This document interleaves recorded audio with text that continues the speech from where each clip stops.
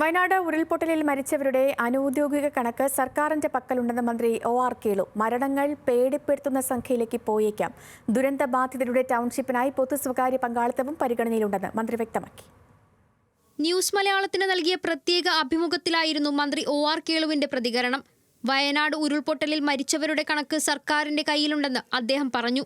ഔദ്യോഗികമല്ലാത്തതുകൊണ്ടാണ് പുറത്തുവിടാത്തത്. മരണസംഖ്യ പേടിപ്പിക്കുന്ന കണക്കിലേക്ക് പോയേക്കാമെന്നും മന്ത്രി പറഞ്ഞു. എത്ര വീടുകൾ നശിച്ചു, എത്ര പേർ നമുക്ക് നഷ്ടപ്പെട്ടിട്ടുണ്ട് എന്നുള്ള കൃത്യമായ കണക്ക് നമുക്കിപ്പോൾ മുന്നോട്ട് വെക്കാൻ സാധിക്കും. ഇപ്പോൾ കണക്ക് നമുക്ക് ഇപ്പോഴും ഈ സമയം പോലും നമുക്ക് കൃത്യമായിട്ടുള്ള കണക്ക് പറയാൻ വേണ്ടി സാധിക്കില്ല. പക്ഷേ നമ്മൾ ഒരു ഏകദേശ കണക്ക് നമ്മൾ എടുത്തിട്ടുണ്ട്. പക്ഷേ ഔദ്യോഗികമല്ലാത്തത് കൊണ്ടാണ് ഇത് പറയാത്തത്. കാരണം ഇപ്പോഴും നമ്മൾ ഈ ബോഡി നമ്മൾ കണ്ടെടുത്തുകൊണ്ടിരിക്കുകയാണല്ലോ.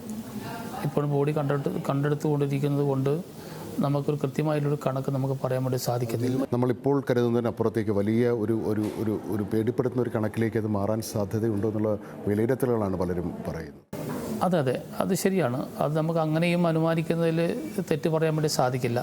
അപ്പോൾ ഈ കണക്കുകളും മരിച്ച ആൾക്കാരുടെ എണ്ണവും കമ്പയർ ചെയ്യുമ്പോൾ മാത്രമേ നമുക്ക് എത്ര ആൾക്കാർ ഇന്ന് മൈനസായി പോയി നമുക്ക് പറയാൻ വേണ്ടി സാധിക്കുകയുള്ളൂ. ദുരിതാശ്വാസ ക്യാമ്പുകളിലെത്തിയ ആളുകളിൽ 1000 പേരുടെ കുറവുണ്ടെന്ന ചോദ്യത്തിന് കണക്കുകൾ തള്ളാതെയായിരുന്നു മന്ത്രിയുടെ മറുപടി. ക്യാമ്പിലെത്തിയവരുടെ എണ്ണത്തിൽ 1000 പേരുടെയെങ്കിലും ഒരു കുറവ് ആ മേഖലയിൽ നിന്നുള്ളവരുടെ കാര്യത്തിൽ ഉണ്ട് എന്ന തരത്തിലാണ് ഇപ്പോൾ വിവരങ്ങൾ പുറത്തു വരുന്നത്. അത്തരത്തിലുള്ള പരിശോധന നടന്നിട്ടുണ്ടോ? അതെ, അത്തരം പരിശോധനകളാണ് ഞാൻ നേരത്തെ പറഞ്ഞത്. അതിന് കണക്കെടുപ്പ് നടന്നു. കുറേ ആൾക്കാർ ബന്ധുവീടുകളിലേക്ക് മാറി. വളരെ കുറച്ച് ആൾക്കാർ ഈ കാര്യങ്ങൾ മുൻകൂട്ടി കണ്ട് മറ്റ് സ്ഥലങ്ങളിലേക്ക് മാറി.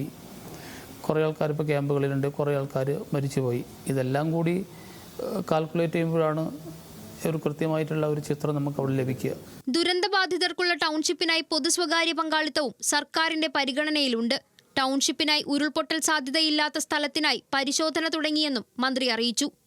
ഇപ്പോൾ ടൗൺഷിപ്പ് എന്ന് പറയുമ്പോൾ ഇപ്പോൾ ഗവൺമെൻറ് അതിന് അനുയോജ്യമായിട്ടുള്ള ഒരു ലാൻഡ് ഇപ്പോൾ നമ്മൾ സെർച്ച് ചെയ്തുകൊണ്ടിരിക്കുകയാണ്. ഇപ്പോൾ കൃത്യമായി നമ്മൾ പുറത്ത് വിട്ടിട്ടില്ല. കൃത്യമായിട്ട് ഇനിയൊരു ഉരുൾപൊട്ടലിന് സാധ്യതയില്ലാത്ത സുരക്ഷിതമായിട്ടുള്ള ഒരു സ്ഥലമാണ് ഗവൺമെൻറ് നോട്ട് ചെയ്യുന്നത്. കണ്ടെത്തേണ്ടിയിരിക്കുന്നു. ചില പരിശോധനകൾ നമ്മൾ നടത്തിക്കൊണ്ടിരിക്കുന്നു. ആ സ്ഥലത്തായിരിക്കും ഇത് വരിക. അപ്പോൾ ഗവൺമെൻറ്റിൻ്റെ പൂർണ്ണ ഫണ്ട് ഉപയോഗിച്ചുകൊണ്ടോ അല്ലെങ്കിൽ പൂർണ്ണ ചുമതല നിർവഹിച്ചുകൊണ്ടോ സ്വകാര്യ വ്യക്തികളുടെ ഒരു PPP മോഡൽ ആ നിലയ്ക്കാണോ എന്ന കാര്യങ്ങളും ഗവൺമെൻറ് പരിശോധിച്ചു വരുന്നു. ന്യൂസ് മലയാളം, വയനാട്.